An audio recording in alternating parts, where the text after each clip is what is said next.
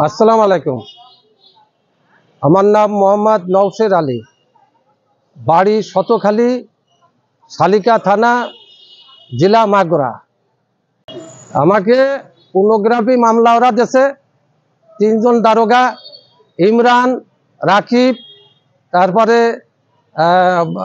ওই যে রিয়াজ, এই দারোগা তাকে আমার এই মামলাটা দিয়েছে। দেয়ায়ে আমার এই মামলায় আমার প্রায় 2 কোটি টাকার উপরে ক্ষতি করেছে। আমার আরশি আজিম নার্সারিটা বন্ধ হয়ে গেছে। আমার এখান থেকে যথেষ্ট চারা এনেছে, থানায় জোর করে 50 পিস চারা লাগাই দিয়েছিল ইমরান। ওর একটা দারোগা 5-7 বছর করে থাকিছে এনে, আর এইভাবে ব্যবসা করেছে। আমার মতো মানুষ অনেক লোক এইভাবে হয়রানি করেছে। আজকে আমি সেই মামলায় আজ 4 তারিখে বেকসুর খারিজ করে দিয়েছে। আমি তাদের বিচার চাই। আমি সেই তারা আমার মিথ্যে মামলা দিয়েছে, এর বিচার আমি সরকারের কাছে চাচ্ছি। সরকার আমার বিচার যাতে করে দেয়, আমি সঠিকভাবে যাতে আমার যে ক্ষতি করেছে প্রায় 2 কোটি টাকার উপরে আমার এই ক্ষতি করে দিয়েছে। 5-7 লাখ টাকা শুধু খালি এই পথেই খরচ হয়ে গেছে আমার এইগুলো। এই মিথ্যে মামলায় আমি 1.5 মাস জেল কাটিছি। এইটাই আমি সরকারের কাছে আমার এই আবেদন, আমি যাতে আমি এর বিচারটা, সঠিক বিচারটা আমি চাই। আসসালামু আলাইকুম। এই পিঙ্কি নামের যে মেয়েটা আমার আব্বারে একটা মিথ্যা মামলা, পর্নোগ্রাফি মামলায় দীর্ঘদিন জেল খাটায় এবং এসআই রাকিব এবং এসআই ইমরান সহযোগিতা স্বরূপ আমার আব্বারে মিথ্যা কেসে ফাঁসায়।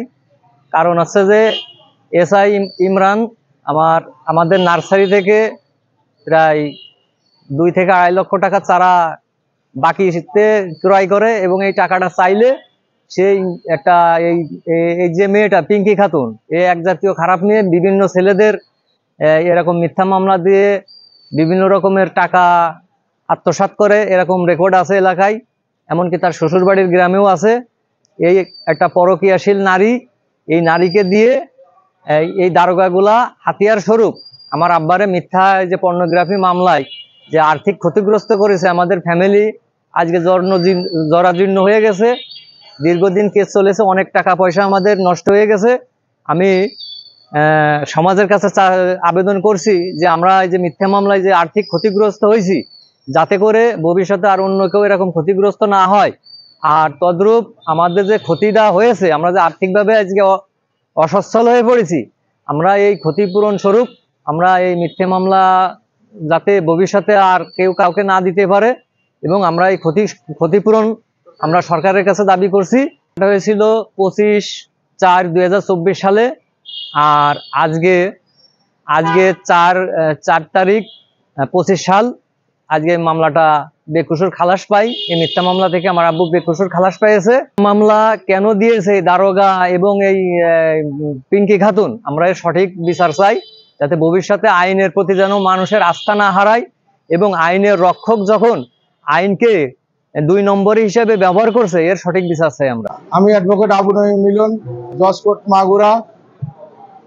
আসামি মোহাম্মদ নওশের এর বিরুদ্ধে জনকবাদী পিঙ্কি খাতুন গত 2024 সালের এপ্রিল মাসে পর্নোগ্রাফি নিয়ন্ত্রণ আইনের 8-1, 8-2, 8-3 ধারায় একটি মামলা করে।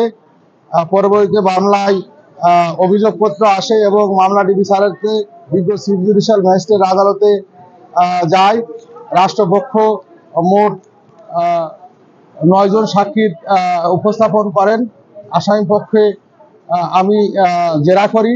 অদ্য ইংরাজি 4/8/2025 তারিখে রায়ের জন্য দিন ধার্য ছিল। বিজ্ঞ চিফ জুডিশিয়াল ম্যাজিস্ট্রেট জনাব আব্দুল মতিন সাহেব মামলার বাদীর আর্জি,